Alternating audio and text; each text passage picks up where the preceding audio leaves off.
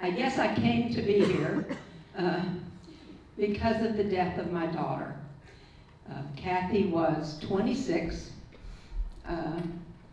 She was lively and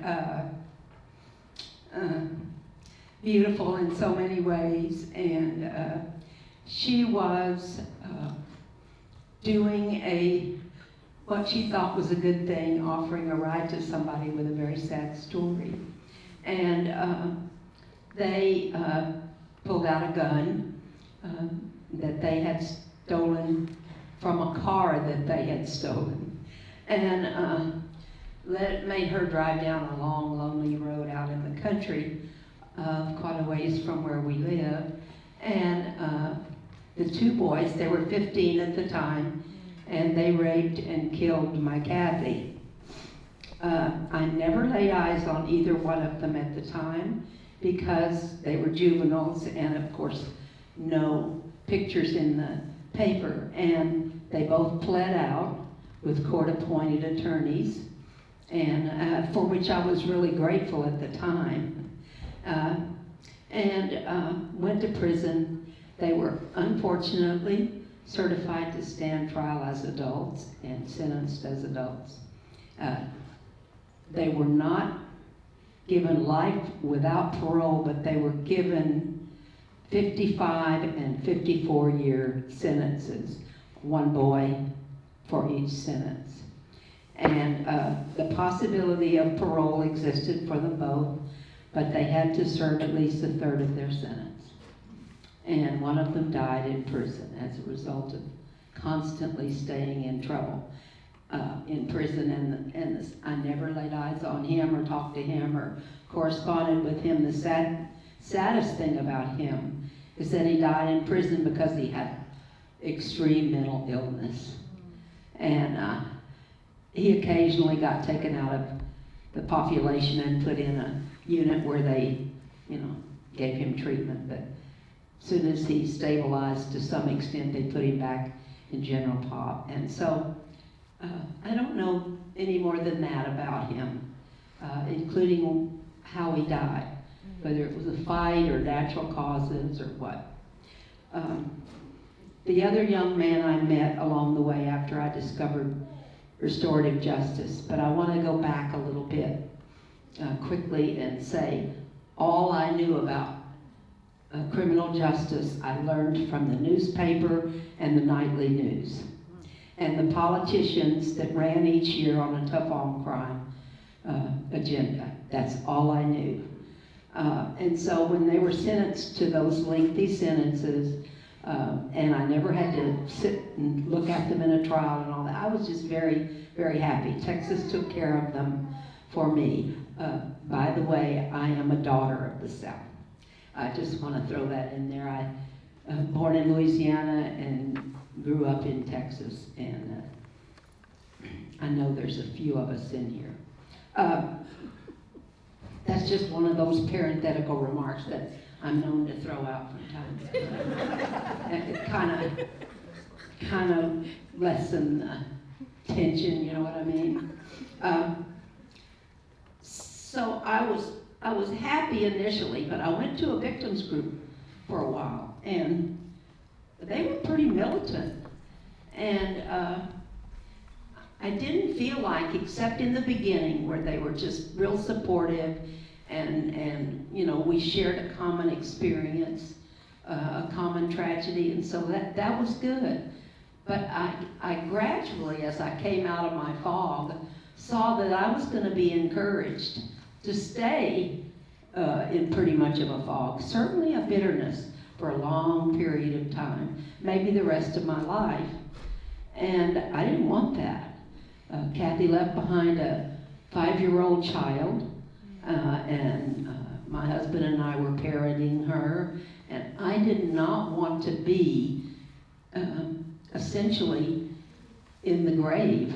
That death by incarceration, I love that you said that.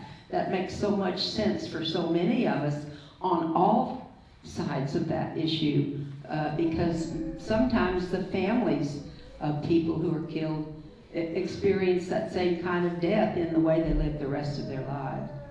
But our system tries to polarize us into an us versus them frame of mind. And I began to get in touch with just that, what that meant for me. And I began to see the criminal justice system, as well-intentioned as I think most people that are in it are.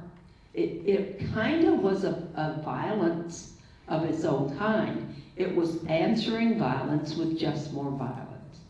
And that wasn't comfortable for me, not at all. So I gradually pulled myself away from that victims group, knowing that's not where I belonged, and began to open my mind to the possibility of what might be out there that's not so violent. And a number of years later, Kathy was killed in 1986. I omitted that detail. In 1994, I found a booklet put out by the Presbyterian Church, but a multi-church work called Restorative Justice Toward Nonviolence. And the title just spoke to me, of course, and I felt like it was, a gift from God. So I picked it up, put it on my bedside table for about 3 weeks, and, I'm going to read that, But life being what it is, it didn't happen. And then when I had to go stand in a line to renew my driver's license, I thought, that would make good reading while I'm standing in line, because I never, ever stand in a line or sit in a doctor's waiting room without something to do. You never know. So I was absolutely consumed by it. I couldn't put it down. When I finished my task and got my driver's license renewed, I went back to my car and I sat there and I finished it, all in one sitting before I went home.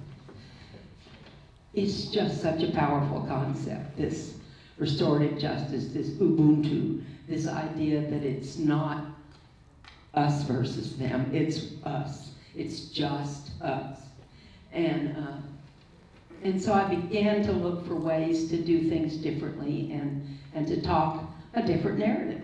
And to say to the world that, just because my daughter was murdered doesn't mean I'm angry and bitter and going to live my life that way the rest of my life. And a few years later, I was able to, from a long set of circumstances, I was able to meet with one of the boys, young men now, at that time. It killed my Kathy. And it was an incredible experience. He was extremely remorseful. But the most healing thing I ever did for myself was to teach in prison.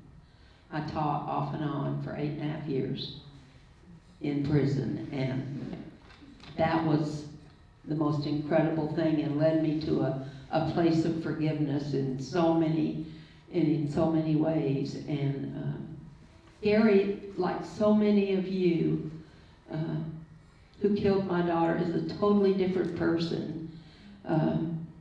In fact, a couple of years ago, I had dinner with him and his fiancée and another person who wanted to meet Gary, who does the work that many of you do in San Quentin. He and I were driving back from having dinner and back to my house where he was staying with me and my family for a night. And I said, Mac, when I'm sitting there with Gary, I just can't believe that's the young man that he killed my daughter. I just can't believe it. We laughed, we cried, we hugged. He said, Linda, I don't think that young man killed your daughter.